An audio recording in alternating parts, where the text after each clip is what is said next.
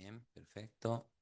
Muy buenas noches a todos. Bueno, vamos a iniciar con nuestra sesión del día de hoy. Pues vamos a hablar sobre lo que es el tema de Python y bueno, un complemento para el tema de validación de cálculos que puede ser MATCAD, podría ser Excel o simplemente algunos cálculos manuales que ustedes tengan. Cómo esto se puede aplicar al desarrollo, ¿no? De aplicativos, ¿no? Que pueden ser aplicativos web, que pueden ser aplicativos de escritorio, que pueden ser aplicativos móviles, ¿no? Entre otros. Y es interesante que además, ¿no? Todo esto que hoy en día ya lo hacemos, si se quiere, en hojas de cálculo, si se quiere, automatizando alguna que otra hoja, pues como todo esto al final se puede generar de una manera mucho más profesional, de una manera personal, ¿no? Para que cada usuario pueda desarrollar sus propias herramientas. Y también cómo esto se puede potenciar aún más a partir del uso de inteligencia artificial. La inteligencia artificial, pues como en muchas áreas, pues lo que hace de cierta manera es agilizar, mejorar o expandir más algo que podríamos hacer nosotros de forma manual. Entonces, todo esto viene relacionado, ¿no? Hoy en día no podemos pensar simplemente en programar sin hacer el mínimo uso de inteligencia artificial. Es algo que nos va a ayudar bastante y es algo que hoy en día se hace, ¿no? Entonces, incluso hay muchos aplicativos que más allá de que en su programación tengan o no el uso de inteligencia artificial, también tienen ayudas o notas que pueden al usuario permitirle hacer consultas en tiempo real y pues ir teniendo respuesta, ¿no? Entonces, todo esto a partir de diferentes IAs que se puede encontrar hoy en día, pues tanto para la producción de textos académicos, para la producción de imágenes, videos, respuestas y diferentes cosas, ¿no? Entonces, en estas tres sesiones que vamos a tener referente a lo que es Python y MATCAD aplicado a la programación o al desarrollo de aplicativos de ingeniería estructural, ¿no? Bien, entonces vamos a iniciar. Las tres sesiones que vamos a desarrollar se están grabando, ¿sí? Las van a tener una vez que acabemos los talleres, pues ustedes las van a tener las grabaciones dentro de la nube, ya se les va a pasar al grupo de WhatsApp cuál es el enlace para que las puedan descargar. ¿Ok? Bien, entonces iniciamos, ¿no? Bien, vamos a hablar un poco sobre lo que es la importancia de Python, ¿no? Em, Python nos puede ayudar a transformar, si se quiere, hoy en día, de manera práctica, lo que muchas veces tardamos mucho en hacer, ¿no? En un trabajo tradicional hoy en día, pues lo que hacemos son cálculos repetitivos con hojas de cálculo para agilizar un poco, pero aún así son repetitivos. Al ser tan extensos y varios, pues podemos tener mayor posibilidad de cometer errores. El análisis resulta un poco más lento porque hay tareas que no están automatizadas. Podemos tener resultados un poco difíciles de visualizar, que son más dados a la interpretación. Y pues la actualización es manual de datos, ¿no? Cambio en Python o con el uso de Python y extensiones que se pueden tener en tema de programación, podemos tener cálculos automáticos, precisos, reducción de errores, análisis rápidos, resultados claros y visuales y una actualización automática de datos, ¿no? Hay un flujo computacional que es el que normalmente vamos a utilizar cuando trabajemos con Python, ¿no? Que es una entrada de datos, por ejemplo, geometrías, cargas, materiales. Y por otro lado está lo que es el procesamiento con Python, los cálculos que se generan de forma automática, el procesamiento de datos, una visualización de resultados y los reportes, ¿no? Entonces, cuando nosotros hablamos de automatización, también hablamos de reducir tiempos y eliminar tareas que son repetitivas. Dentro del procesamiento de datos nos referimos al manejo eficiente de grandes volúmenes de información. No significa eso que Python sí o sí tenga que utilizarse para grandes extensiones de trabajo. Puede utilizarse para pequeños trabajos también, ¿no? Si es que nosotros queremos programarlo así, no hay ningún problema. Y pues en tema de ingeniería moderna esto nos ayuda simplemente a tener decisiones más rápidas, precisas, basadas en datos. Podemos ver algunos ejemplos de lo que se podría lograr hacer, ¿no? Es decir, diagramas de fuerzas cortantes, de momentos flectores, de modelos 3D, gráficos de desplazamientos, ratios de aprovechamiento, ¿no? Y pues resúmenes de resultados de ciertos procedimientos que hagamos. También podemos ver muchas aplicaciones reales, ¿no? Hoy en día, Python lo que hace es potenciar lo que ya venimos haciendo, ¿no? No es que va a reestructurar lo que venimos haciendo o lo que ya sabemos, viene a potenciarlo. Entonces, hoy en día, pues trabajamos todo lo que es análisis, diseño y verificaciones estructurales con diferentes aplicativos. Para poner un ejemplo, uno de esos aplicativos puede ser el ETABS, ¿no? Donde en el ETABS, pues por lo general nosotros hacemos un modelo, un cálculo, análisis y un diseño estructural. Con Python lo que podemos hacer es automatizar y procesar esos datos. Podemos generar reportes automáticos, técnicos, con formatos muy profesionales. En el tema de dashboards podemos generar una visualización de resultados en tiempo real y podemos generar flujos de trabajo más eficientes y reproducibles, ¿no? Por ejemplo, yo tengo acá un modelo de ETABS. Este modelo, pues voy a ir extrayendo información de este modelo para complementar el diseño. Puedo generar informes profesionales a partir de la lectura de información de ETABS y pues a partir de eso puedo ir generando pues algunas presentaciones visuales, ¿no? Y eso lo que va a hacer es generar un flujo de trabajo. Entonces, cualquier actualización que yo vaya realizando, va a ir actualizando en Python, va a actualizar el reporte, va a actualizar los dashboards, va a actualizar la memoria de cálculo, ¿no? Una manera de trabajar de muchas que hay. Entonces, cuando hablamos de automatización de resultados, nos referimos a reducir tiempos y errores en tareas que por lo general son repetitivas, ¿no? En el caso de una edificación, pues tenemos que hacer muchas veces el diseño de las vigas, verificaciones manuales extensivas y pues complementar esas etapas de diseño, ¿no? También podemos hablar del desarrollo de aplicativos, que son de cierta manera soluciones personalizadas para ciertas necesidades específicas que por lo general hacemos de forma manual. Y en el tema de visualización computacional, pues vamos a ir mejorando la comprensión y la toma de decisiones con datos que son muy claros.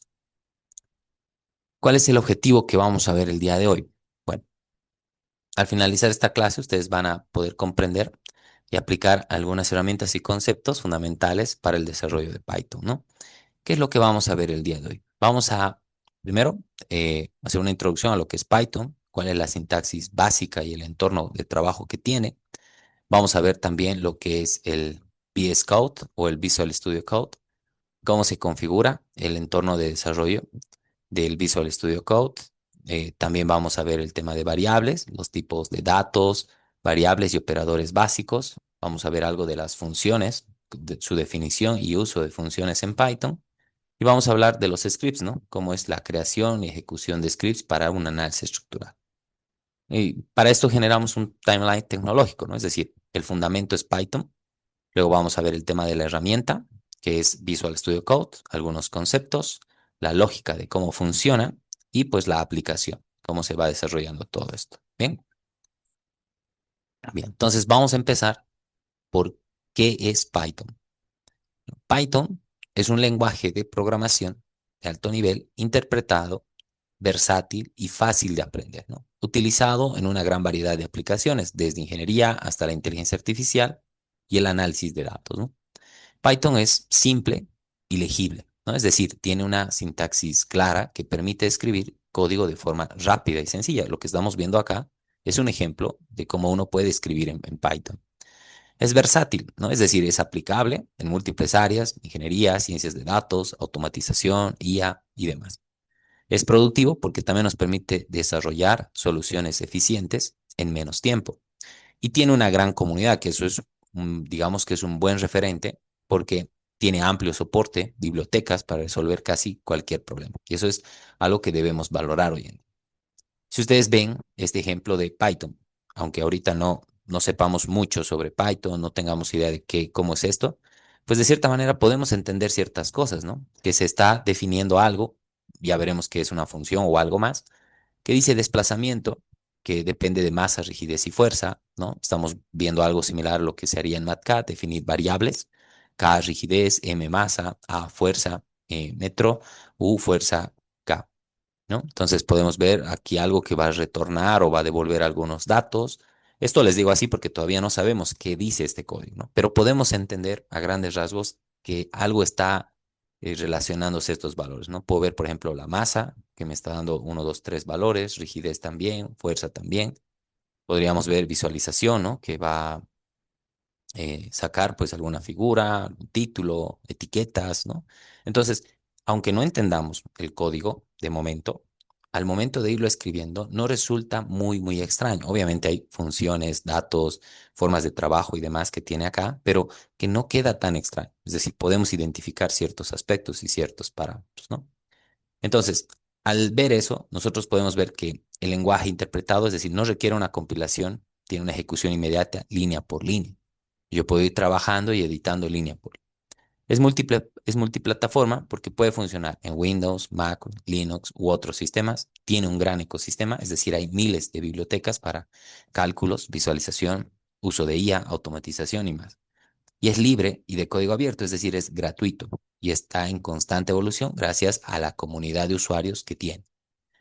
¿Cómo hoy en día trabajamos la IA más la ingeniería? Pues a partir de Python, que es una base de las tecnologías de inteligencia artificial y el machine learning más utilizada hoy en día, ¿no? En ingeniería se permite automatizar cálculos, procesar datos y crear modelos inteligentes, ¿no? La combinación que hacemos hoy en día de Python con IA, pues revoluciona mucho más el avance en estos últimos años que lo que hemos hecho en 20 o 30 años anteriores, ¿no? Entonces, eso gracias a toda la evolución tecnológica que se tiene. Por otro lado, ¿no? Tenemos que pensar, ¿por qué usar Python en ingeniería? Hemos dicho que Python es un lenguaje de programación, pero no es el único. Pero, ¿por qué hoy en día se utiliza tanto Python? Python hoy en día se ha convertido en una herramienta esencial para todos los ingenieros, ¿no? Y esto no solamente en el área de ingeniería estructural, sino en muchas ramas de la ingeniería en general, ¿sí? Porque permite automatizar tareas de todo tipo, analizar datos, visualizar resultados en muchos formatos y desarrollar soluciones permanentes, personalizadas de manera eficiente, ¿no? Es decir, le da al usuario la posibilidad de crear sus propias aplicaciones, ¿no? De diferentes tipos. Entonces, aquí nosotros hablamos de que hay automatización, es decir, va a reducir tiempos y errores automatizando cálculos, procesamiento de datos, generación de reportes. Nos ayuda con el tema de gráficos porque nos puede dar visualización de gráficos 2D y 3D de alta calidad para un mejor análisis e interpretación. Librerías. Accede a un montón de librerías científicas y de ingeniería como NumPy, Pandas, Matplotlib, SciPy y muchas más, ¿no? Algunas de estas que son las más utilizadas. Además, aplicativos nos permite desarrollar aplicaciones y herramientas personalizadas adaptadas a las necesidades de cada proyecto.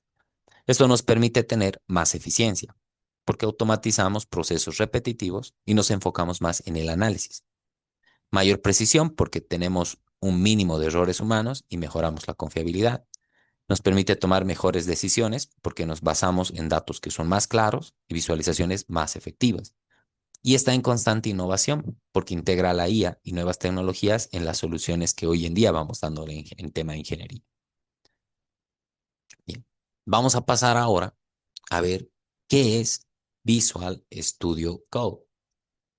Bien, el Visual Studio Code es un editor de código fuente, ligero, potente y personalizado, ideal para el desarrollo en Python y de múltiples lenguajes, ¿no?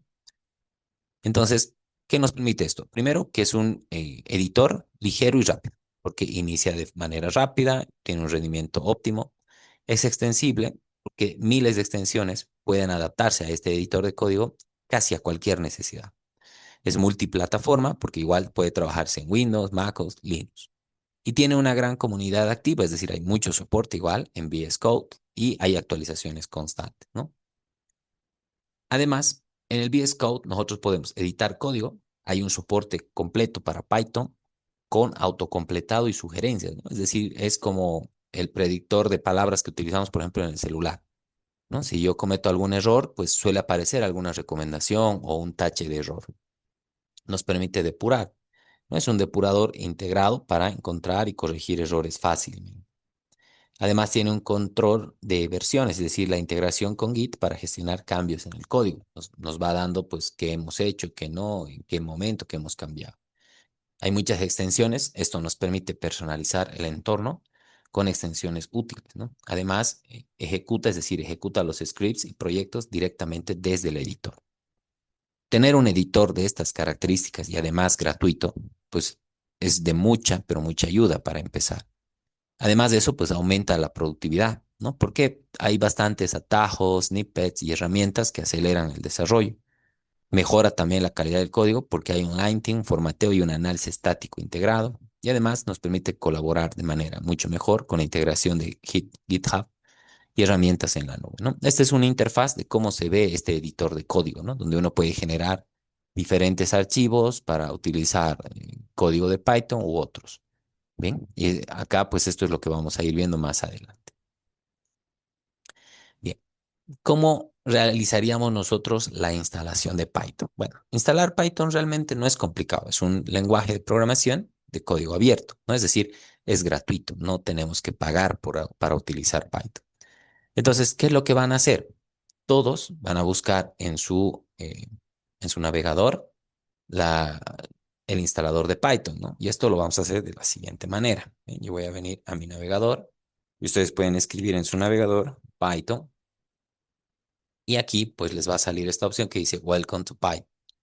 Entran ahí y aquí pueden ver ustedes las descargas y fíjense que para Windows me recomienda utilizar el Python 3.14.5. Bien, entonces también puedo ver otras versiones de Python, ¿no? Por ejemplo, está la 3.16 que está en pre-lanzamiento, la 3.14 que ya tiene la corrección de errores y la 3.12 que está como seguridad, es decir, esta versión ya está blindada, por así decir, ¿no? Ya no tiene errores.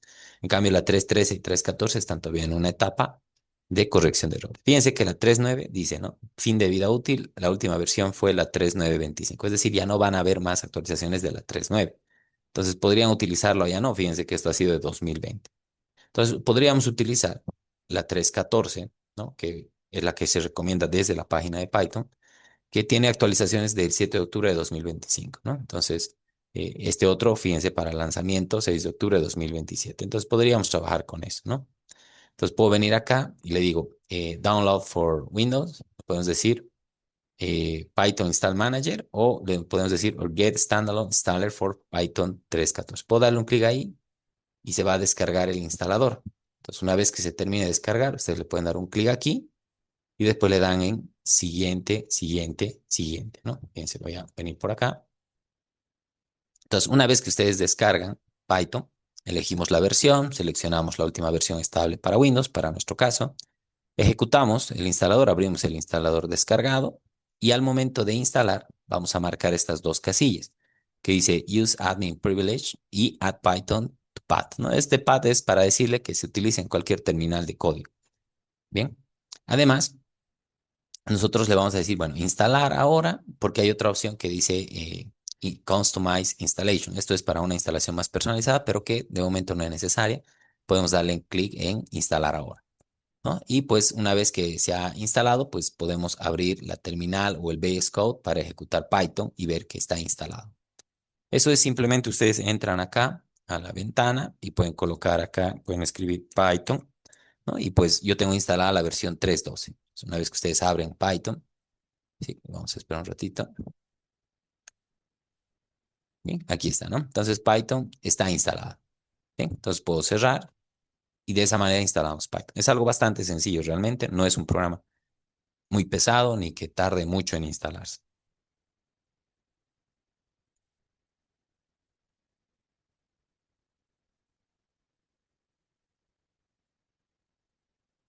Bien,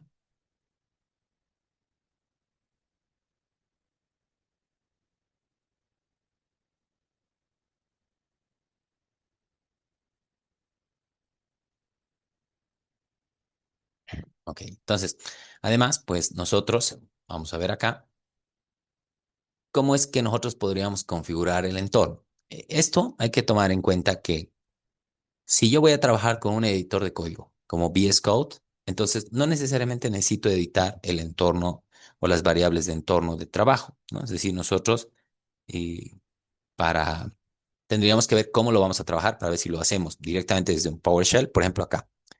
Si yo no trabajaría con el VS Code, entonces tengo que hacer una configuración del entorno, pensando en que solo voy a utilizar Python sin editor de código.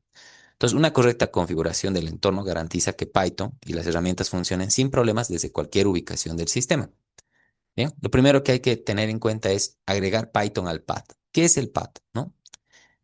La variable de entorno path indica al sistema dónde buscar los ejecutables. Entonces, al agregar Python, podemos usar comandos como Python desde cualquier terminal, ¿no? Es decir, si yo utilizo VS Code, Anaconda u otros, va a poderse trabajar sin ningún problema. Entonces, esta es la recomendación que podríamos hacer, ¿no? Agregar al path, verificamos la terminal. Vamos a las variables de entorno y en el path elegimos pues que se trabaje con Python. Podemos verificar en la terminal, podemos abrir un CMD o el PowerShell de nuestra computadora y pues verificar eso. Pero no va a ser necesario porque lo vamos a hacer nosotros desde el VS Code. Y ahí vamos a ver que todos algunos pasos, eh, particularmente para quienes estamos iniciando en programación, pues no sean tan complicados, sino que sean lo más sencillo posible, ¿no? Entonces, voy a pasar a la siguiente. Fíjense acá, ¿no? Tenemos también que tener en cuenta los entornos virtuales de trabajo, ¿no? Entonces, los entornos virtuales permiten aislar dependencias por proyecto. Es decir, ya pensando en cómo voy a organizar un proyecto, yo tengo que ver qué entornos virtuales voy a trabajar para evitar conflictos y asegurar la reproducibilidad. ¿Por qué tenemos que usarlos? Hay que aislar las dependencias, evitar conflictos entre proyectos, es más fácil de compartir el proyecto, replicarlo y mejora la organización y el control. Primero creamos un entorno virtual, ¿no? Que puede ser de esta manera, una extensión Python, BEMP. Luego podemos activar un entorno virtual, ¿sí? Con estas lecturas podemos instalar algunas dependencias que pueden ser librerías, podemos trabajar en el proyecto o ejecutar el proyecto y podemos desactivar también el entorno virtual de trabajo. Bien, entonces se puede utilizar un entorno virtual por trabajo o no directamente un entorno virtual, sino trabajarlo sin el entorno virtual. Funciona igual, con o sin entorno virtual, funciona. Podemos mantener las dependencias al día, ¿no? Es decir, compartimos también el entorno con el archivo de requerimientos, podemos ignorar la carpeta BEMP en el control de versiones y podemos organizar de manera más profesional y hacer esto escalable. Bien, entonces, yo les voy a mostrar casi al final un borrador de cómo ustedes podrían organizar esto, ¿no? Y cómo esto incluso lo podrían ir potenciando con IA. Bien, vamos a ver ahora cómo trabajan las variables en Python, ¿sí? Ya pensando que estamos con el VS Code trabajando, si se quiere. Las variables en Python nos permiten almacenar datos numéricos y textuales, ¿no? Que representan propiedades y parámetros estructurales en nuestros proyectos. Entonces, ¿qué es una variable? No es más que un contenedor de datos. Puede cambiar su valor durante la ejecución del programa. Es decir, algunas variables pueden ser FI, la resistencia a la afluencia del acero, P sub U, que puede ser la carga última axial de un perfil en acero, longitud, que puede ser la longitud de columna, viga, ¿no? Cualquier dato que nosotros le asignemos a esa longitud. Área, que puede ser el área de la sección transversal, de una viga, de una columna, de lo que nosotros consideremos necesario. Estas variables las definimos en Python, ¿no? Y también podemos ir indicando en qué unidades están. Puedo hacer cálculos básicos, ¿no? Por ejemplo, la esbeltez, que va a ser la longitud por 1000, dividido entre 300. O el esfuerzo, que puede ser P sub U por 1000, para que esto nos dé área, ¿no? Entonces, dividido entre área para que nos den kilopascales. Puedo mostrar los resultados. Le puedo decir que en el, que en los resultados muestre cuánto ha sido FI, cuánto ha sido P sub U, cuánto ha sido longitud, cuánto ha sido área, cuánto ha sido esbeltez, cuánto ha sido esfuerzo. Primero definir variables, luego utilizar esas variables para hacer otros cálculos. ¿Bien? Entonces, de ahí que nosotros podemos ver reutilización de datos en múltiples cálculos y funciones, puedo cambiar valores de manera fácil sin sobreescribir el código y puedo tener un código más limpio y legible y más profesional, ¿no? Y esto nos permite hacer estudios paramétricos y de accesibilidad más precisos. Bien, ¿qué tipos de datos trabajo? Ya hemos visto que hay variables, pero ¿qué tipos de datos trabajo? En Python, cada dato tiene un tipo que define qué valores puede almacenar, ¿sí? Y qué operaciones podemos realizar con él. ¿Por qué importa esto? Porque vamos a poder definir cómo se almacena la información, determinan las operaciones que son válidas, previenen errores y mejoran el código. Además, facilitan la lectura y mantenimiento. Entonces, ahí los datos más utilizados pueden ser enteros, es el int, que son números enteros positivos, negativos o ceros. No tienen parte decimal. Por ejemplo, la edad, número de nodos, pisos, ¿no? Y pues el tipo es int. Tenemos float, ¿no? Que son números con parte decimal. ¿no? Se usan para valores aproximados o medidos. Por ejemplo, 420.0, longitud 3.50, área 0.025 Y tenemos los tipos strings o cadena, que son textos o secuencias de caracteres, se encierran entre comillas, son simples o dobles, ¿no? Entonces, el material, por ejemplo, es A0 a 36. Este es un tipo de dato textual. Sección, ¿no? W1490, proyecto edificio torre. Por ejemplo, acá, ¿no? La edad, aquí estamos colocando en ejemplo de valores, en ejemplo, valor, ejemplo, valor, ejemplo, valor.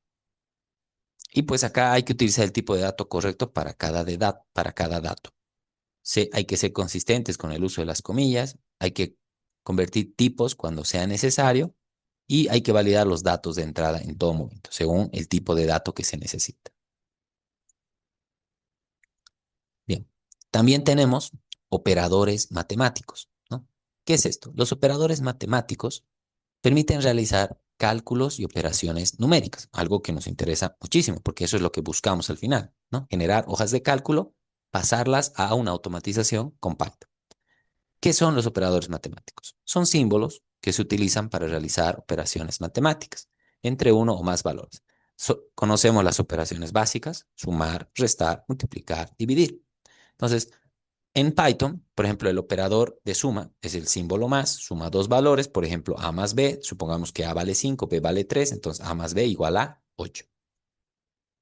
Está también la resta, ¿no? Que es restar el segundo valor del primero. Aquí es muy importante la lógica, ¿sí? ¿Por qué? Porque Python no va a entender quizás de una manera en la que yo entendería la hoja en Excel, sino hay un orden para esto, ¿no? Entonces resta el segundo valor del primero. La multiplicación multiplica dos valores, división divide el primero entre el segundo, ¿no? Y el resultado puede ser tipo float, porque puede tener decimales. La división entera divide y devuelve solo la parte entera.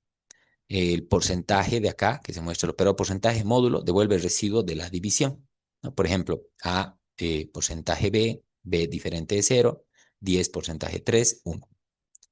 Y la potencia que eleva el primero al exponente del segundo, ¿no? Entonces, A asterisco asterisco B es como decir 2 al cubo, 8. Entonces, hay que utilizar los paréntesis para controlar el orden de las operaciones. Hay que tener cuidado con la división por cero y hay que recordar que la división devuelve el float y doble división devuelve entero. Y hay que usar nombres de variables claros para mejorar la legibilidad. Entonces, aquí yo tengo algunos ejemplos de cómo se generaría todo eso, ¿no? Bien, por otro lado, tenemos lo que son un pequeño ejemplo estructural. ¿Cómo se haría? Fíjense. Tenemos una aplicación práctica que es el cálculo de propiedades geométricas de una sección rectangular utilizando Python. Tenemos una sección rectangular, base por altura, base igual b, h igual altura. Sabemos que el área es base por altura, sabemos que la inercia es base por altura al cubo dividido entre 12. Entonces yo puedo colocar acá el código en Python y decirle cálculo de propiedades de una sección rectangular, datos de entrada, ¿no? Entonces estoy colocando float, ¿sí? Porque voy a colocar la base en centímetros. ¿Ya? Y también estoy colocando h como variable float porque vamos a ingresar la altura en centímetros, ¿no? Entonces, en los cálculos estoy colocando a igual b por h. ¿Bien? Entonces, como yo he colocado esto en float, si b por h no son enteros, pues igual lo va a colocar. Y la inercia, estoy diciéndole base por altura, doble asterisco al cubo, dividido entre 12. Y en los resultados le estoy pidiendo que me muestre en los resultados el área, ¿sí? Primero va a escribir un resultado que diga resultados. Luego me va a mostrar el valor del área y luego me va a mostrar el valor de inercia. Entonces, si yo colocaría, por ejemplo, la base de 30 y la altura de 50, entonces el área sería 1500 centímetros cuadrados y la inercia sería 3.125.000 centímetros a la cuarta. ¿Por qué es útil este tipo de ejercicios, por ejemplo, ¿no? Fíjense que yo podría ya en otra solo colocar base altura y voy a tener directamente la inercia. Evidentemente esto es muy sencillo, por así decirlo, ¿no? Pero es sencillo digamos que en un cierto punto, ¿no? Porque si yo quisiera programar esto en Excel o en MATLAB, igual resulta muy, muy fácil. Sin embargo, en Python, esto puede ser parte de un programa, parte de los datos que va a dar el programa. Entonces, es importante saber hacer estas operaciones. ¿Qué hay que tener cuidados acá? Que hay que utilizar unidades consistentes. Hay que validar los datos de entrada, hay que comentar el código para una mayor claridad y verificar los resultados con cálculos manuales. Es muy común que durante la elaboración o el desarrollo del código, nosotros podamos tener en cuenta que no solamente vamos a colocar variables y cálculos y datos, ¿no? Es muy normal ver estos comentarios, ¿no? Para aclarar qué estoy haciendo, para que yo mismo al revisar el código pueda saber qué he modificado o de qué depende esta variable, ¿no? O qué cuidados tengo que tener al momento de vincular algún otro dato, cadenas, definiciones de funciones y demás, ¿no? Entonces, por eso es que estos comentarios son muy, muy comunes de utilizarse, ¿no? Aquí está el mismo ejemplo para el área y la inercia, ¿no? Entonces, básicamente aquí lo que se explica es que se genera un resultado automático. ¿Por qué? Porque el usuario solo va a ingresar la base, la altura, y el programa va a generar directamente área, inercia, y me va a dar esos resultados. ¿Sí?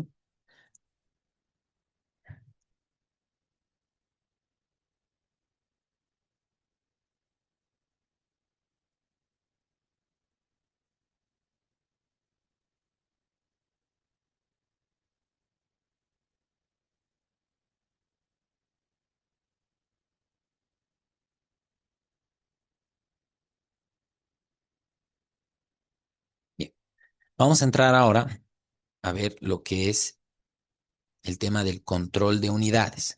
Bien, es fundamental que nosotros trabajemos con unidades consistentes para garantizar resultados correctos y confiables, ¿no? Entonces, por ejemplo, para convertir centímetros a milímetros, un centímetro 10 milímetros, ¿no? Sabemos cómo se hace esta conversión de unidades, pero eso tiene que estar definido también dentro de Python, ¿ya?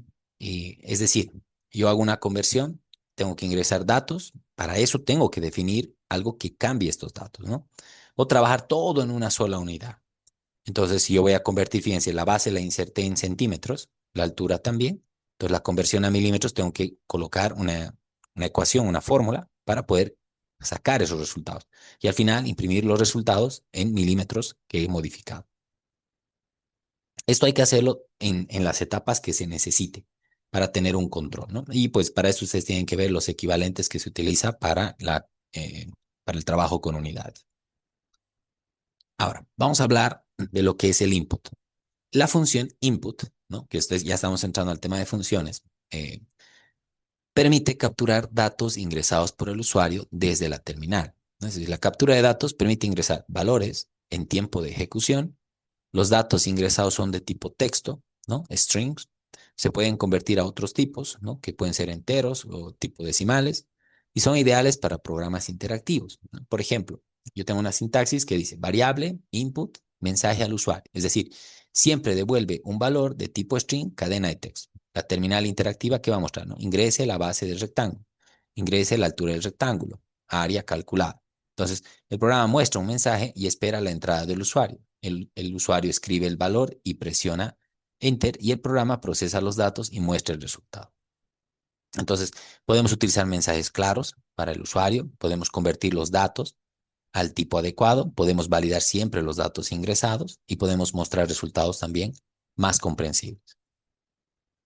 Bien, ahora, ¿cómo hago una conversión de datos? Hemos dicho que se podía cambiar. Bueno, para convertir datos ingresados por el usuario a un tipo numérico necesario, usando el float o el int, que son decimales o enteros, entonces hay funciones de conversión. Por ejemplo, el float, es decir, que convierte cadenas de texto a números decimales, o el int, que convierte cadenas de texto a números enteros. Entonces, yo ingreso datos como texto, por ejemplo, base, texto, el input ingrese la base centímetros, altura, input ingrese la altura centímetros. Hago una conversión a tipos numéricos, es decir, la base dice ahora float, ¿qué voy a cambiar? Base texto, altura, float, altura texto. Entonces voy a decir cálculo de área, va a ser área igual base por altura, estas dos que acabo de definir. Y el resultado va a imprimir el área calculada que está en función de área y esto lo va a devolver en centímetros cuadrados, ¿no? Y le estamos diciendo que muestren dos decimales, por eso aquí dice 2F, 2 float. ¿Ve? Entonces hemos cambiado eso. Entonces ya me va a devolver de los valores que he puesto. ¿Cuál sería el flujo de validación?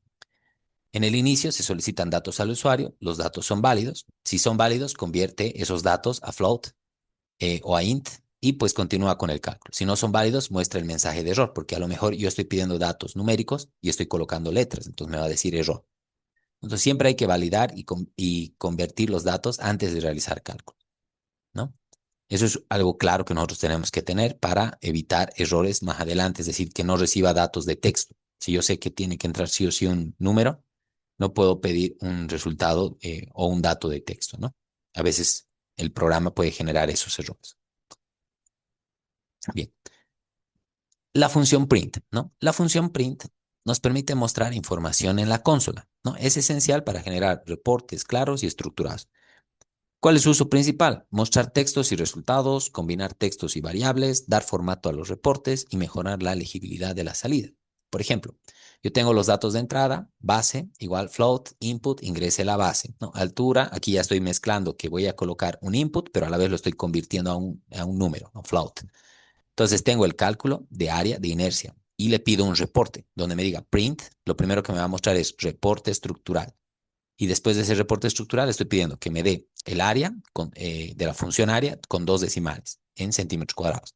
Y la inercia le estoy pidiendo igual con dos decimales, de acuerdo a la función inercia, con centímetros a la cuarta, dos decimales, ¿no? Entonces aquí veo, esto es lo que me va a salir en la consola. Ingrese la base, fue 30, ingrese la altura, fue 50. Y el reporte estructural, que está tal cual se puso acá, dice, ¿no? Área, inercia, con sus unidades. Entonces, siempre podemos utilizar algún texto descriptivo para entender qué resultado estoy viendo. Podemos organizar la información, usar separadores y títulos para mejorar la lectura y verificar siempre los resultados mostrados. Tenemos también los f-strings, ¿no? Los f-strings permiten insertar variables dentro de textos, ¿no? Para que se complemente la información, ¿no? De manera clara y profesional, controlando decimales y unidades. Ventajas principales son, los resultados son más profesionales y legibles. Hay un control de decimales fácilmente. Se puede incluir unidades en los resultados y el código también es más limpio y mantenible, ¿no? Ahora, por otro lado, si yo veo acá, en el ejemplo en Python tengo los datos, dice base, altura, el área, inercia, cálculo. Y el reporte con f-string sería reporte estructural, y aquí va a decir, ¿no? Print, base, y aquí va a decir base 2F, centímetros. Entonces, fíjense acá dice, ¿no? Base 30 centímetros, altura 50 centímetros, ¿no? Entonces, está colocándole al texto una función, ¿bien? Unas variables, ¿no? Dentro de este texto.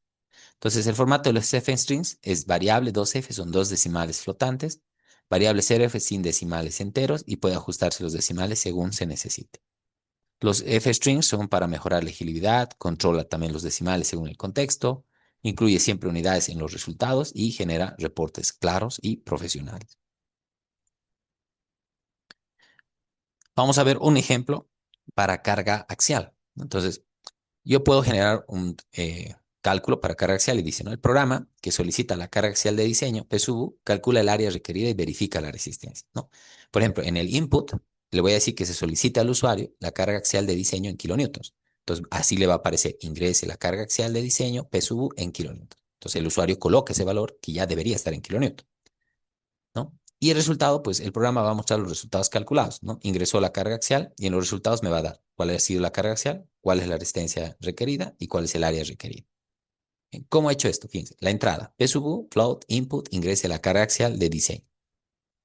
Tengo propiedades de un material, FI, FI, ¿no? Entonces yo puedo asignar esto como valores que pueden cambiar, es decir, que el usuario también los pueda cambiar. Lo puedo asignar como un menú desplegable o como valores fijos. Y en los cálculos le puedo decir que la carga nominal es P sub U dividido entre phi, es decir, la resistencia requerida es igual, esto para que se entienda, uno puede decirle de la siguiente manera, ¿no? La carga nominal es igual a P sub U dividido el phi, en este caso el de carga axial si se quiere, ¿no? Compresión. Entonces de aquí yo ya tengo la carga axial y el área requerida, ¿sí? El área requerida es el axial nominal, ¿sí? Dividido entre 0,85 por FI. ¿Ya? Este 0,85 porque para compresión, ¿no? De acuerdo a las ecuaciones que tenemos, puede ser que a las ecuaciones que tengamos, compresión o tracción, para un caso, eso puede representar un valor, si es en acero o si es en concreto, un valor dado, ¿sí? De la normativa. Entonces, en la salida le estamos diciendo que me muestre resultados, el axial de diseño, que me muestre el P sub U con dos decimales flotantes, el axial nominal con dos decimales flotantes y el área requerida con dos decimales flotantes, ¿no? Entonces, ¿qué es lo que me va a mostrar al final como resultado? ¿Sí? Va a verificar si el área disponible cumple con el área requerida. ¿Ya? Entonces, esto es algo que yo le puedo aumentar. Entonces, el área disponible es 4000 y el área disponible es mayor que el requerido, entonces va a decir cumple. Esa es una condición lógica que yo le puedo aumentar después. Hasta aquí no llega todavía esa comprobación. Bien, ahora, ¿qué es una función? ¿Sí? Una función no es más que un bloque de código reutilizable que realiza una tarea específica, ¿no? Es decir, mejora la organización, legibilidad y mantenimiento del programa. ¿Cuál es el diagrama modular que se trabaja? Bueno, tengo una entrada, que son parámetros, datos que se envían a la función. Tengo la función, que es donde se hace el procesamiento, realiza las operaciones y procesos específicos. Y tengo una salida, donde pues, se da el retorno, es decir, devuelve un resultado al programa principal. Se puede reutilizar esta función en diferentes partes del programa, porque puedo tener diferentes tipos de cálculos iguales, solamente que cambian valores, pero el procedimiento es el mismo. Bien, entonces, ¿qué tenemos acá? Nosotros aquí podemos ver el flujo lógico, ¿no? Tengo el inicio, llamamos a la función con argumentos, es decir, el programa principal solicita la ejecución de una función. La función procesa los datos, es decir, la función realiza los cálculos o tareas que han sido definidas. La función retorna en un resultado, es decir, la función devuelve un resultado al programa principal y podemos darle en continuar al programa, es decir, el programa continúa su ejecución con el resultado obtenido. Por ejemplo, yo puedo definir acá una función que dice definir sumar A y B. El resultado es A más B. Entonces puedo decirle que me dé el resultado. ¿Qué datos tengo que colocar para esta función? A y B. El proceso suma los valores y la salida es el resultado de esa suma. ¿Sí? ¿Cuál es la ventaja de usar funciones? Puedo evitar repetir el código, puedo generar una estructura del programa en módulos más organizado, mantenimiento porque facilita la actualización y la corrección, y la escalabilidad porque permite programas más grandes y eficientes. Para darnos un ejemplo, yo puedo diseñar un programa, vamos a suponer, para el diseño de zapatas. Entonces, para el diseño de zapatas, puede que yo primero defina una función que va a ser capacidad portante, ¿no? Entonces, yo puedo definir capacidad portante y esta capacidad portante puede depender de diferentes valores. Vamos a colocar valor X, valor Y, valor Z. ¿Por qué? Porque a lo mejor esto es lo que utiliza, por ejemplo, Tersaghi. Si yo luego quiero que además la capacidad portante también se verifique por Meyerhoff, por Besic, por Hansen u otros, entonces, ¿qué puedo hacer? A esta misma función, yo simplemente le voy aumentando más variables, ¿no? Y esas variables me van a permitir hacer más operaciones dentro de capacidad portante. ¿Para qué? Para que cuando yo presente un programa o un aplicativo, en mi versión, por ejemplo, versión 1.0, los usuarios solamente van a poder calcular por Tersaghi. Puede que yo haya desarrollado más código de aquí a un tiempo y ahora en mi versión 1.2, supongamos, pues los usuarios pueden verificar por Tersaghi y además, perdón, pueden verificar por Tersaghi y por Meyerov. Y no tengo que reeditar todo el código, simplemente las partes de la función que necesito, ¿no? Y además, obviamente, el esquema gráfico. Y así puedo ir yo escalando, ¿no? Puedo escalar el código de tal forma que yo pueda ir generando actualizaciones constantes, que yo pueda ir dándole más opciones al usuario en un mismo espacio de código. ¿Bien? Bien. Ahora, hay funciones que es el def y return, ¿no? Las funciones en Python se definen con def y devuelven resultados con return. ¿Qué significa esto? Tenemos componentes de una función. Def, nombre, función, parámetros. Es decir, define la función y sus parámetros. Entonces yo coloco def, el nombre de mi función, que puede ser de una palabra o de dos. Normalmente se utiliza guión bajo cuando son más palabras. Y dentro de un paréntesis defino los parámetros que va a utilizar. Esos parámetros pueden ser variables previamente definidas o que se van a definir. ¿Bien? El cuerpo de la función contiene las instrucciones que realizan la tarea, ¿no? Y el return, es decir, el resultado devuelve un valor al programa que llamó la función. Por ejemplo, yo coloco el def, que es la palabra clave, indica que se está definiendo una función. Coloco calcular área rectángulo, le estoy diciendo acá que este es el nombre de la función. Bien, le estoy diciendo además que esos parámetros son base y altura. Entonces, para calcular el área del rectángulo, yo necesito dos parámetros que son base y altura. Entonces, el área, que es lo que estoy pidiendo, va a ser base por altura. Entonces, nombre y descriptivo y parámetros entre paréntesis. Este es el cuerpo, que son las instrucciones que realizan la tarea específica, ¿no? Y el return dice return area, es decir, me va a devolver el resultado de área, que área era base por altura, que base y altura eran los parámetros de la función calcular área rectángulo. Bien. Entonces me devuelve ese resultado al programa principal. Aquí, una idea clave. Usar funciones para dividir el código en pequeñas tareas y reutilizables mejora la legibilidad, mantenimiento y organización de los programas. Fíjense algo acá, ¿no? Los parámetros son valores que se envían a la función para que pueda realizar su tarea de manera específica. Hay diferentes tipos de parámetros. Pueden ser posicionales, se pasan en el orden definido. Pueden ser nombrados, que se especifica el nombre del parámetro. Pueden ser por defecto, porque tienen un valor predeterminado. Ejemplos. Por ejemplo, aquí tenemos nuevamente la función, esa es la definición. Puedo luego tener llamada a la función, es decir, A igual calcular área de rectángulo con 5 y 10. ¿Qué le estoy diciendo acá? Le estoy diciendo que ahora esos valores que eran base y altura valen 5 y 10. Y directamente me va a dar el área, ¿no? Y el área pues va a ser 5 por 10, va a ser 50. Ese va a ser el resultado, ¿no? Yo puedo llamar así a las funciones que estoy definiendo. Entonces podemos utilizar nombres descriptivos acá para las funciones. Puedo definir solo los parámetros necesarios. Puedo devolver un solo resultado claro con return. Y esto se puede reutilizar en diferentes partes del programa o del aplicativo que esté utilizando. Bien, hay funciones estructurales, ¿no? Las funciones permiten automatizar cálculos estructurales clave como la verificación de resistencia y esfuerzos. Por ejemplo, yo puedo evaluar perfiles de acero, elementos de concreto, vigas y columnas, y puedo verificar condiciones de resistencia. ¿Qué significa esto, no? Para el ejemplo de una función, vamos a verificar resistencia. Entonces yo defino la función, hemos dicho acá, esta es la palabra clave, este es el nombre de la función y estos son sus parámetros. Entonces, para verificar resistencia, yo estoy diciéndole acá que necesito el axial último, el valor de phi, fi y el área bruta. Entonces, para el cálculo de la resistencia nominal, este es el cuerpo de la función. Le estoy diciendo que el axial nominal es fi por ag. Estoy utilizando estas funciones, estos parámetros, perdón. El cálculo de resistencia de diseño, le estoy diciendo que es phi por p sub n. Entonces, aquí le estoy diciendo phi por p sub n. Y la verificación es, el cumple va a ser igual cuando el p sub u sea menor o igual que p sub i por p sub n. Y me va a retornar el phi por p sub n, es decir, de acá, cumple. Primero tiene que cumplir, ¿no? Entonces, eso es lo mismo que estamos viendo acá. Y yo le puedo decir acá, una vez que ha hecho, esta es la función, el cálculo, pero todavía no le estoy diciendo eh, qué va a mostrar en pantalla, ¿no? Entonces, yo le estoy diciendo que phi por p sub n cumple, entonces que verifique la resistencia. Le estamos diciendo que me imprima la resistencia de diseño y que me imprima si cumple o no cumple, ¿no? Entonces, si cumple, me va a decir cumple, y si no, me va a salir un no, ¿no? Eso es lo que le estoy diciendo acá. Entonces, ¿qué hace esta función? Calcula la resistencia nominal utilizando FI y el área, aplica el factor de reducción para obtener la resistencia de diseño, verifica si la carga aplicada es menor o igual que phi por p sub n, devuelve el valor de phi por p sub n y si cumple o no la condición. Entonces, el resultado del ejemplo va a ser va a salir esto, fíjense, print resistencia de diseño. Resistencia de diseño, phi por p sub n. Entonces, phi por p sub n con dos decimales, con dos decimales.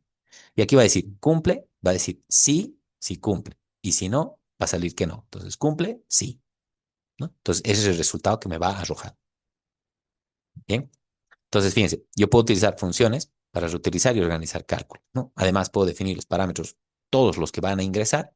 Puedo aumentar luego en el código más parámetros, porque puede que en otro procedimiento yo necesite el cálculo, como les decía hace rato, ¿no? Por otro autor.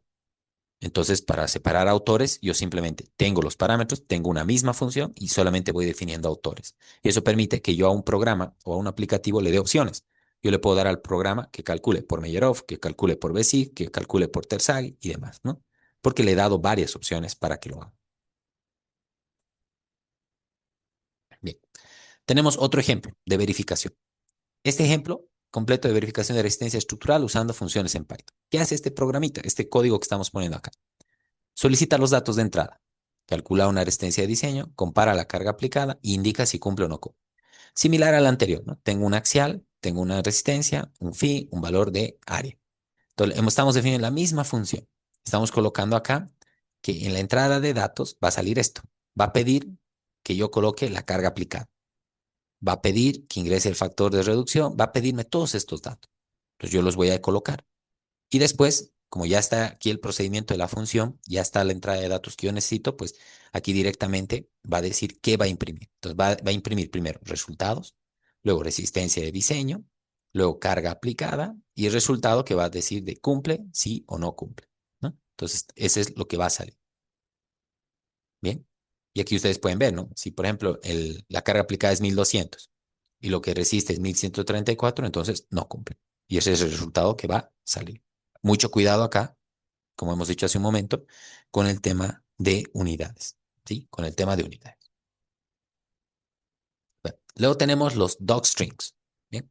Los docstrings son cadenas de documentación que describen qué hace una función, sus parámetros y lo que retorna.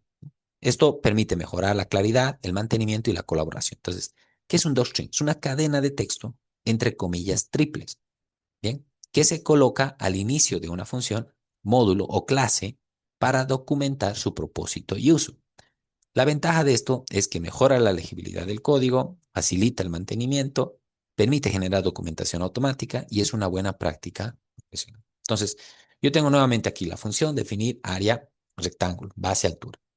Esta es la descripción general de qué hace la función. Es decir, fíjense, ¿no? Están tres comillas, calcula el área de un rectángulo, parámetros, base, altura, ¿no? Entonces, los parámetros son qué datos recibe y su significado. Y va a retornar, ¿no? El retorno, qué valor devuelve y en qué unidad. Y pues esto va a salir, por ejemplo, en un documento, ¿sí? Es decir, esta cadena de texto que yo estoy poniendo acá puede salir en la memoria de cálculo. Bien. Y pues el código comentado explica cada paso importante. Entonces, el cálculo del área, área base por altura, retorno del resultado, área. ¿Cuándo puedo utilizar esto? El docstrings de una función utilizando doc. Entonces, puedo colocar print, calcular área rectángulo, y aquí coloco esto de acá, el docstring, y esto va a mostrar en la documentación en la consola. Es decir, va a aparecer esta explicación que yo he puesto y no solamente los resultados. Entonces, ¿cuándo se utiliza esto? Cuando yo quiero detallar memorias de cálculo, ¿no? Porque escribe, esto nos permite mostrar explicaciones, aclaraciones, representación de variables, qué representa la variable y no solo el valor, ¿no? Yo puedo colocar abreviaciones y aclaraciones para tener mayor control, ¿no? Ahora, ¿qué es un script? ¿No? Otra de las cosas que normalmente se utiliza. Un script es un programa completo que organiza y ejecuta funciones para devolver un problema específico de principio a fin. Un script integra entradas, cálculos, verificaciones y salidas en un flujo estructurado y reutilizable. ¿Qué significa esto, no? Yo tengo una entrada, tengo datos ingresados por el usuario o desde archivos, ¿no? Porque yo puedo vincular Excel, Word, puedo incluso conectarme con una API y generar un script y extraer datos de ETABS, SAP u otros, ¿no? Genera un procesamiento, es decir, dentro del script hay funciones, cálculos que se procesan. Con los datos que extrae o se ingresan, hay cálculos que se procesan. Genera verificaciones, valida eh, condiciones, ¿no? Para asegurar resultados confiables, genera los cálculos finales y los reportes y pues da los resultados mostrados en una consola, archivos o reportes, Excel, puede exportar a Word, PDF y demás. El script puede reutilizar funciones y datos para múltiples escenarios, ¿no? Más si nosotros trabajamos con ciertas, digamos, tendencias de flujo de trabajo nuestro. Yo puedo utilizar el mismo script para extracción de derivas para cualquier archivo de ítems, con alguna edición que tenga que hacer por alguna modificación en el tipo de nombre que tenga el archivo. Algunas prácticas recomendadas al crear scripts. Hay que dividir el problema en funciones claras y específicas. Hay que documentar el código con comentarios y docstrings para, para que esto sea mucho más profesional. Hay que validar entradas y manejar errores adecuadamente. Y hay que mantener el código modular, limpio y ordenado. Ejemplo de un script, ¿no? Podemos leer datos de entrada, es decir, la carga, geometría. Realizamos cálculos estructurales, verificamos el cumplimiento de normas, generamos un reporte con los resultados. Entonces, características de usar, buena organización, eficiencia, confiabilidad y reutilización, que es algo que buscamos en la automatización de procesos, ¿no? Bien. Luego, tenemos también lo que es la estructura del script. Entonces, un script sigue una estructura, hemos dicho, lógica, ordenada, para transformar datos de entrada en resultados útiles. Entonces, ¿cuál es la estructura lógica de un script? Tenemos el input, que es una entrada de datos, datos ingresados por el usuario o desde archivos, validación de datos de entrada y preparación para los cálculos.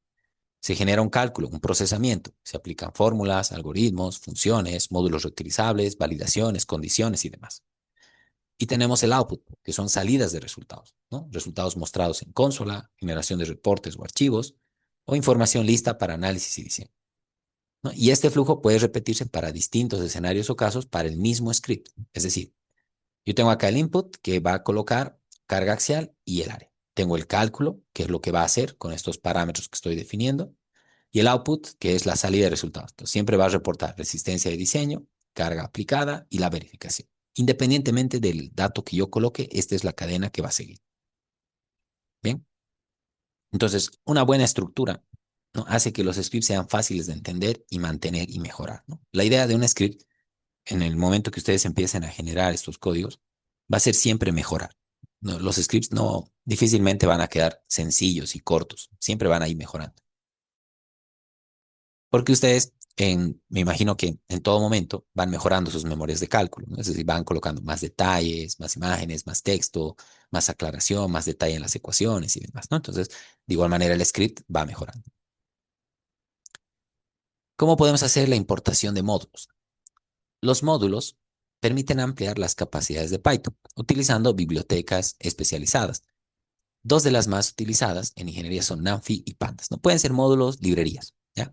¿Qué es un módulo de librería? Es un archivo que contiene definiciones y funciones que podemos incluir en los programas y reutilizarlos. Por ejemplo, NumPy es para cálculo numérico y eficiente, ¿no? Genera operaciones matemáticas avanzadas, manejos eficientes de arrays y matrices, funciones para álgebra lineal, estadísticas y transformación.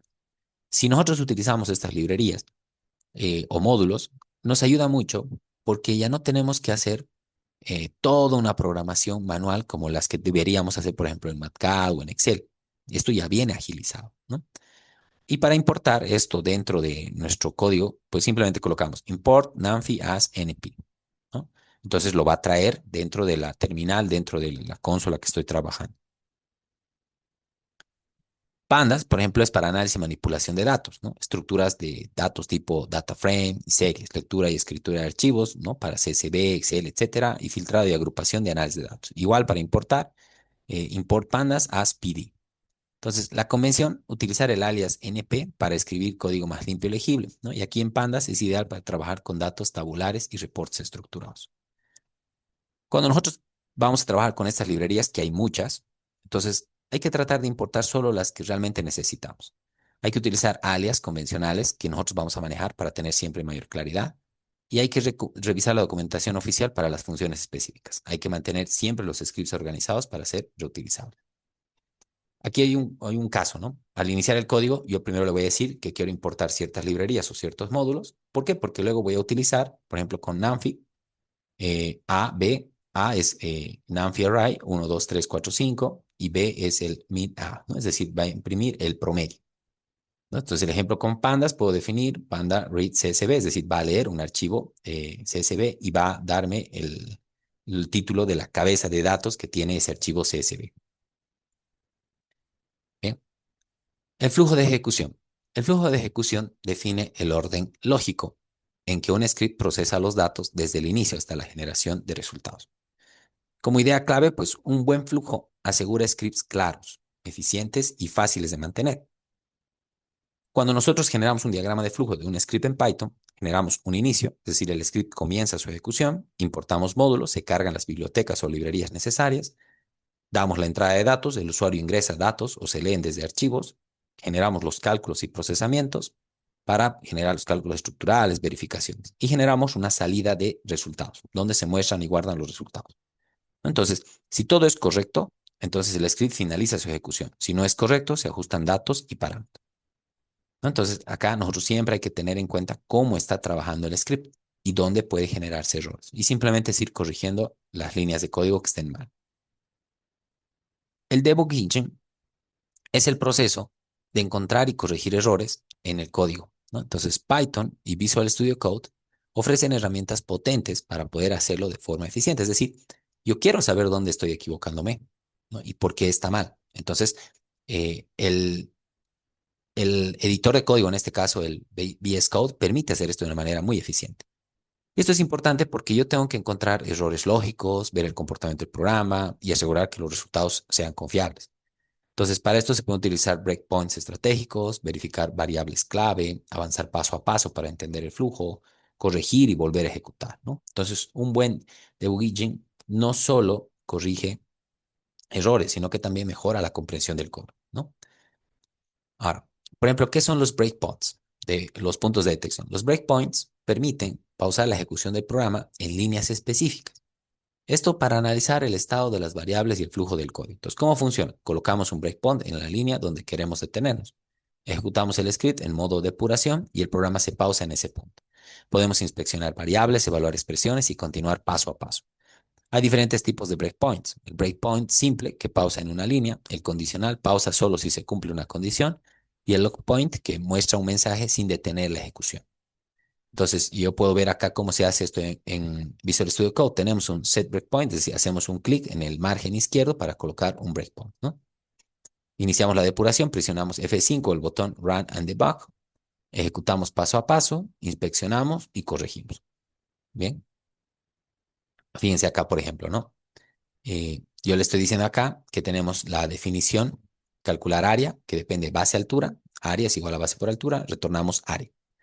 Definimos otra función principal, que es b por h, que son variables float, y el a, que es calcular área b por h, ¿no? Y le digo print área, ¿sí? Print área de a 2f, ¿no? Entonces le decimos if name igual main, entonces acá verifica y dice que el a no está definido. Entonces, aquí nosotros podemos ver que algo le está faltando acá, no se ha definido bien, está incorrecto o algo, ¿no? Bien. La validación, uno de los procesos muy importantes que tenemos que tomar en cuenta en la programación. La validación asegura que los resultados de los scripts sean confiables, precisos y consistentes, ¿no? Con la teoría y los datos esperados. ¿Por qué es importante esto? Un script sin validación puede generar resultados incorrectos sin que lo notemos. Entonces, validar garantiza calidad y confianza. Siempre hay que validar las entradas de usuario. Ahora, dentro del control de errores, hay que detectar y manejar problemas para evitar fallos inesperados. La validación de entradas, hay que verificar que los datos ingresados sean válidos y estén en el rango permitido. El manejo de excepciones, hay que tratar de usar el try except para capturar errores y mostrar mensajes útiles, mensajes claros que informen al usuario qué ha salido mal y cómo puede solucionarlo. Y la prevención, que evita que el script se detenga por errores inesperados y mejorar siempre la experiencia de usuario. En la revisión matemática, pues esto, por lógica, hay que revisar todos los cálculos que estamos generando. Hay que revisar las fórmulas, que estén bien aplicadas, bien definidas. Hay que comparar los resultados manuales que tenemos con lo que nos va a sacar el programa. Hay que hacer un análisis de sensibilidad, evaluar cómo cambian los resultados ante variaciones en los datos de entrada, las unidades de consistencia. Siempre hay que garantizar que las unidades tengan consistencia en todos los cálculos, ¿no? Por ejemplo, acá yo puedo importar, acá import math, validación de entrada, ¿no? Es decir, le digo x es una variable que va a ingresar el valor de x menor o igual que 0, ¿no? Entonces, si el x tiene que ser mayor que 0, si el x es menor que 0, va a dar un error que va a decir x debe ser mayor que 0. En el cálculo puedo decir y es matlog de x, ¿no? De x. Entonces, y manual, matlog x, aquí va a ser el valor absoluto de y menos y manual, y esto va a ser 1 menos c a las 9. Entonces, advertencia, diferencia en resultado, ¿no? Entonces, va, de acuerdo a toda esta secuencia lógica, va a ir generando una validación, una advertencia o una notificación de error. Ahora, por ejemplo, acá podemos hacer un pequeño caso práctico, que es algo de lo que vamos a hacer en la última sesión. Vamos a hacer un script para generar un código, un pequeño aplicativo personal para la verificación de un perfil, ¿no? Para darnos un ejemplo. En un caso práctico, podríamos diseñar y verificar una columna metálica con placa base mediante cálculos estructurales automatizados en Python. Yo lo voy a hacer para algo más sencillo, porque si no, no nos va a dar la clase del tercer día. Pero digamos que ustedes lo pueden plantear de esta misma manera, ¿no? Primero, pues una placa base, sabemos que es un elemento que transmite las cargas de la columna a la cimentación, se verifica el espesor de las dimensiones, los pernos de anclaje y las soldaduras. Tiene que resistir momentos, cortantes y compresiones sin fallar. La columna metálica sabemos que es un elemento vertical que soporta cargas axiales, momentos de diseño. Se verifica su capacidad de compresión, pandeo, flexión y esbeltez. Y el perfil seleccionado debe cumplir con los requisitos del código. La norma, por ejemplo, puede ser el ISS 360, el Eurocódigo o la norma de referencia que ustedes utilicen. ¿Cuál es el objetivo? Aplicar funciones, estructuras y verificaciones para asegurar un diseño seguro y eficiente. ¿Cuál es el alcance del caso? Desde la definición de datos de entrada, cálculos estructurales, verificación de elementos y generación de un reporte final automatizado. ¿Cuáles serían los datos de entrada para este caso, por ejemplo? ¿no? Estos son los parámetros que nosotros necesitamos para generar la columna metálica con placa base. Importante verificar que al introducir todo estén las unidades consistentes. Primero, un dato principal a utilizar va a ser la carga axial última que está actuando sobre la columna, ¿no? Esto ya tiene que incluir cargas mayoradas según combinaciones de diseño, es decir, la carga última total. La resistencia del hormigón, porque la vamos a necesitar para la base de la placa. Este valor está especificado para la placa base y la cimentación. Entonces, en Python, por ejemplo, voy a definir el axial último, la resistencia del hormigón, la longitud, ¿no? El TPDB, que estos son del perfil, ¿no? Sus dimensiones. Entonces, yo acá, por ejemplo, puedo ver un resumen de estos datos de entrada, ¿no? La carga axial de diseño, la resistencia del hormigón, el perfil metálico, es decir, qué perfil es el que voy a trabajar, altura de la columna, espesor de la placa base y el diámetro de los pernos de anclaje. Bien, ¿qué más puedo hacer acá? Fíjense, la función de cálculo. La función calcula la capacidad de la columna metálica con placa base según los parámetros de entrada aplicando las fórmulas de diseño. ¿Qué hace esta función? Bueno, esta función, fíjense que dice definir, calcular columna, que depende de todos estos parámetros. Va a validar los datos de entrada. Entonces, hacemos el cálculo de la capacidad de una columna metálica con placa base. Esto va a salir en el texto, es un docstring. Esta es la validación básica. Primero, si el axial es menor que cero, o si la resistencia es menor que cero, o si la longitud es menor que cero, me va a dar un error, porque no puedo colocar un axial menor que cero, ni una resistencia menor que cero, ni una longitud menor que cero, ¿no? Menor o igual. Luego va a calcular o va a verificar las propiedades del perfil. Estoy definiendo el A, que es del perfil A, el R del perfil R, el FI del perfil FI, ¿no? Es decir, el área de la sección, radio de giro, límite de frecuencia. Bien. Entonces va a empezar luego a verificar la capacidad de la columna de compresión. Primero va a calcular la esbeltez, K por L igual L. Lambda, el lambda va a ser K por L dividido entre R, ¿no? La longitud efectiva. La resistencia a compresión con las ecuaciones de ISC va a verificar, va a decir, ok, si la columna, si el PC que hemos calculado es mayor que PSU. ¿Bien? Entonces va a verificar la resistencia de la placa base y los pernos de anclaje, ¿no? Verifica la placa base, verifica los pernos de anclaje y va a retornar los resultados. Entonces, acá nosotros podemos ver, esta es la fórmula que se va a utilizar para el PC. Esto es para el esfuerzo crítico de pandeo, para el esfuerzo en placa base, para el esfuerzo en los pernos de corte, ¿no? Entonces, yo voy programando obviamente esto de acuerdo a lo que previamente yo ya tengo en alguna hoja de cálculo, ¿no? Vemos el procesamiento. El script ejecuta el proceso completo de cálculo de la columna metálica con placa base de forma automática y asegura precisión, rapidez y trazabilidad de resultados. Entonces, ¿qué va a hacer? Una vez que nosotros hemos puesto, ¿no? Definir proceso columna. Entonces, yo he definido la función de cálculo, pero aquí estoy definiendo el proceso columna o el motor de cálculo. Entonces, coloco las entradas, los datos que necesito, los cálculos que se tienen que hacer, ¿no? Las verificaciones y los reportes. ¿Bien? Y eso ya es automático. Para cualquier otro perfil, ya solamente tengo que cambiar datos y va a generar todo este proceso. ¿Y cuáles son los resultados? Bueno, el script va a generar resultados claros y verificables presentados en un dashboard, ¿no? En un visualizador visual que facilita la interpretación y la toma de decisiones. Entonces me va a dar el área requerida que yo necesito, va a ver si cumple o no el perfil que hemos puesto. Me va a dar las dimensiones, es decir, del perfil seleccionado me va a arrojar sus parámetros, ¿sí? Yo colocar un catálogo y de me va a botar sus dimensiones. Y en un dashboard visual me va a avisar pues, cuál es el porcentaje de aprovechamiento, la capacidad de compresión, el factor de seguridad que se está utilizando, el estado de diseño. Todo esto, obviamente, si yo lo programo, no es que esto sale en automático o que esto sale en automático, no. Yo tengo que llenar una serie de datos dentro del script para que salga todo esto. Bien, y pues la visualización final puede verse de este tipo. Entonces yo puedo tener un programita, supónganse que es de este tipo, donde yo coloco mis datos de entrada en una ventana, veo los resultados, veo las verificaciones, veo los diagramas, veo el reporte. Y pues esto es lo que más o menos me mostraría, ¿no? Así, yo puedo programar una interfaz gráfico del aplicativo para que se vea de esta manera, ¿no? Tendré que configurar todo con las librerías que se necesiten. Y el reporte, fíjense, puede ser así, moderno, algo práctico, algo corto y sencillo, porque tal vez solo necesito para validar cosas en obra. Puede ser algo para mis memorias de cálculo extensas, donde además me parezca todo el diseño de lo que está cumpliendo, cada artículo de la norma. Es decir, ya el detalle que yo le vaya dando, pues va a depender de qué quiero generar al final. Y bueno, ¿qué aplicaciones futuras se pueden hacer? Una vez que uno entiende cómo funciona el script y va complicando esos scripts con ecuaciones más grandes, códigos más largos, Porque simplemente eso, es poner ecuaciones y ver la manera de que eso sea repetitivo y repetitivo para que tenga funcionalidad en diferentes casos, ¿no? Entonces, el conocimiento que nosotros adquirimos en este curso, en este taller que ustedes van a ver, y les va a abrir la puerta a múltiples tipos de aplicaciones que ya uno ahorita se puede imaginar que las va a hacer, ¿no? ¿Y qué es lo que tendrían que ustedes ver a futuro?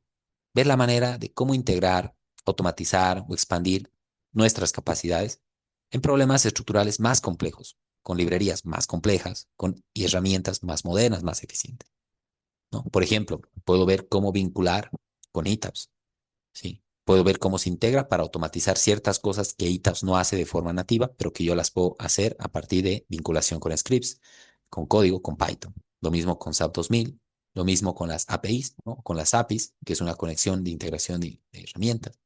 Y pues todo esto con automatización, ¿sí? Entonces, ya uno aquí se puede imaginar el tipo de aplicación que desee generar, porque hay muchísimas librerías, ¿no? Muchísimas realmente. Además, tenemos también en el curso lo que es la ingeniería moderna, que requiere mucha automatización. Hoy en día ya no podemos pensar únicamente en que vamos a tener de alguna manera nosotros herramientas que lo hagan todo. Si ustedes agarran aplicativos, por ejemplo, para el diseño de edificios, agarramos, por así decirles, lo que es ETABS, pues el ETABS también tiene errores eh, en algunas cosas que nosotros tenemos que corregir. O el ETABS tiene reportes que no están aptos para una memoria de cálculo que tengo que adaptar. O el ETABS tiene tablas que no me salen en la memoria de cálculo y que tengo que automatizar. Porque si bien parece fácil entrar, extraer datos, copiar y luego pegar en mi Excel y luego el Excel, llevarlo al Word y demás, todo eso se puede automatizar, ¿no? ¿Para qué? Para que con unos cuantos clics directamente se genere toda mi memoria de cálculo, todas mis vigas verificadas, todas mis columnas verificadas, con artículos de norma, con explicación técnica, mis tablas, mis gráficos, todo automatizado. Obviamente generar un código de esas características toma su tiempo, pero esa es una programación que luego sirve para el resto de proyectos que yo voy a realizar, ¿no? Entonces, resulta muy interesante cómo podemos aplicar hoy en día estas herramientas como Python, pero es mucho más interesante cómo lo puedo potenciar con inteligencia artificial. Pero si no conocemos qué tipos de variables son, qué características tiene el código, las funciones y demás, pues difícilmente voy a poder editar o corregir lo que genera la inteligencia artificial. Y dependeríamos únicamente de lo que hace la inteligencia artificial y no entenderíamos realmente lo que está pasando, ¿no? Lo mismo que pasa en cualquier programa. Si ustedes, por ejemplo, conocen muy bien la norma de hormigón armado, pero no conocen ETABS, por más que conozcan la norma, no van a poder lograr un diseño adecuado porque no conocen cómo funciona ETABS, ¿no? Entonces, y lo mismo pasa al revés. Yo puedo conocer muy bien ETABS y no tener nada de idea de la norma, tampoco voy a lograr un buen diseño porque no conozco eh, la norma. Entonces, los resultados que me saque ETABS puede ser cualquier cosa. Bien. Y bueno, todo eso hace que ustedes tengan que conocer ambas cosas. Aquí funciona lo mismo. No puedo conocer simplemente la inteligencia artificial. Tengo que conocer cómo funciona de manera nativa Python, Visual Studio Code, para entender que lo que está sacando está bien, es correcto. Tengo que conocer las ecuaciones que rigen un código, ¿no? Porque si yo no sé diseñar vigas y le pongo a la IA, diseñemos vigas, si yo no sé cómo se hace, lo que me va a dar la IA puede estar mal y yo meto eso al código de Python y pues me va a dar todo mal, ¿no? Entonces, no es que la IA nos lo va a reemplazar, es simplemente que nos va a agilizar ciertas definiciones, ciertas funciones, o incluso nos va a ayudar en el tema visual. Pero lo demás nos toca hacerlo a nosotros. Muy bien. ¿Alguna consulta o duda que tengan hasta acá?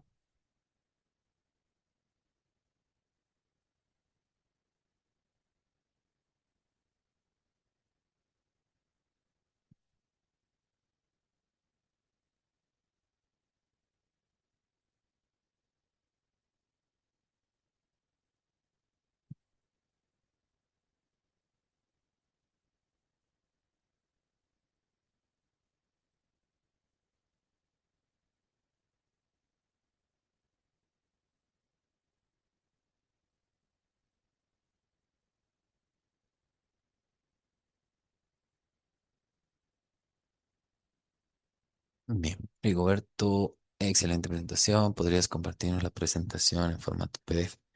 Sí, sí, sí, yo se los voy a subir la presentación al grupo de WhatsApp, ¿ya? Yo lo voy a subir al grupo de WhatsApp para que ustedes lo tengan ahí también.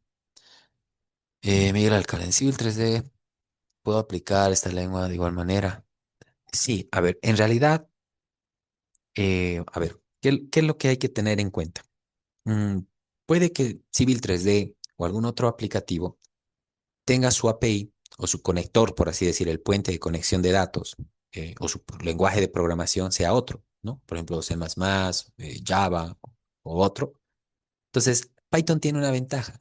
Tiene como adaptadores, por así decir, traductores.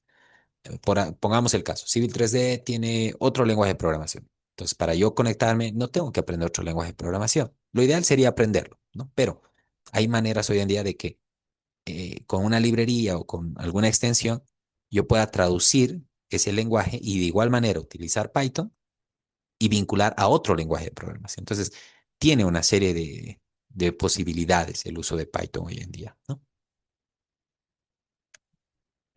Muy bien.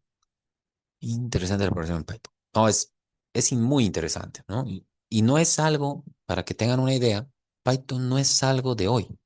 Es algo que ya viene bastante tiempo trabajándose. Sin embargo, creo que con la aparición de la IA y los diferentes modelos de IA y la constante actualización tecnológica de la IA, se ha potenciado más. ¿Por qué? Porque, pues, si bien Python es un lenguaje de programación y la programación es todo un mundo, ha permitido la IA de que muchas personas que no tienen mucha base en programación, pues puedan empezar a utilizar. Y algo que se ha hecho muy amigable para muchos usuarios ha sido justamente Python. Yo he comenzado, por ejemplo, a utilizar Python hace algunos años, pero cuando todavía la IA no estaba desarrollada ni pensada, al menos en ese momento, para desarrollar código, ¿no? Al menos no código para el tipo de aplicativos que uno quisiera hacer, ¿no? Entonces, yo cuando empecé a utilizar Python, pues empecé pues de la manera mucho más básica, ¿no? Definiendo, creo que horas y horas de lectura primero, y después de cursos y clases y demás. Y ahora con la IA, pues yo puedo agilizar mucho más lo que yo ya conozco de Python, ¿no? Obviamente hay errores, tengo que corregir y demás, pero me ayuda muchísimo más a hacerlo más rápido, ¿sí? Hacerlo más rápido. Entonces, cuando nosotros queremos hoy en día aprender Python, resulta más fácil porque de cierta manera hay que aprender las bases de Python, tener las bases de ingeniería que necesitamos para lo que buscamos automatizar y el resto se puede potenciar o agilizar con ella, ¿no? Es una gran ventaja el día de hoy. Bien, por acá dice, ¿no? Con respecto a la librería como NumPy, ¿cómo poder ver qué cálculos matemáticos realiza? Bien, cada librería tiene ciertas definiciones, ciertas funciones ya, si se quiere, programadas, ¿no? Para nosotros poder ver eso, podemos entrar a la librería nativa, ¿ya? No creo que en este taller gratuito podamos lograr entrar a ese detalle. Sin embargo, en el curso premium que nosotros tenemos de este tema de Python y demás, ahí podemos detallar un poco más ese aspecto, ¿no? De hecho, es parte del contenido. Bien, yo les voy a ir pasando parte del material, parte de lo que nosotros vamos a trabajar estos días. Hoy día ha sido una introducción con pura diapositiva. Mañana ya vamos a tener la práctica, vamos a ir viendo algo de las librerías, ahí les voy a mostrar un poco más.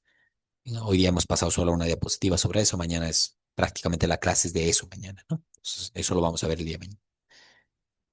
Y el día sábado, que es la última sesión de este curso gratuito, que va a ser en la mañana, sábado en la mañana, ahí les voy a terminar de mostrar las opciones que nosotros tenemos también para quienes quieran profundizar muchísimo más en Python, ¿no? Bueno, no solamente en Python, ¿no? En realidad, en lo que es el desarrollo de aplicativos. Que el desarrollo de aplicativos no es que únicamente se hace con Python. Python es, digamos, que el más amigable, pero no es la única forma de hacerse. Bien, pero el curso que nosotros tenemos enfocado está pensado con Python y pensado en el desarrollo de 10 aplicativos. Ya les voy a mostrar algo más en estas sesiones que vamos a seguir pasando, ¿ok? Y bueno, para quienes igual les interese, tenemos los cursos gratuitos de análisis no lineal y de elementos finitos que van a iniciar la próxima semana. Para los que ya están en el grupo de los cursos gratuitos, ahí mismo se van a mandar los datos. Entonces, simplemente estén atentos, pendientes. Quienes no se han unido todavía al grupo, pues pueden unirse porque ahí se va a ir mandando los materiales. Bien, pues agradecerles a todos la asistencia, la participación. Nos reencontramos el día de mañana. Que tengan muy buenas noches a todos. Hasta luego.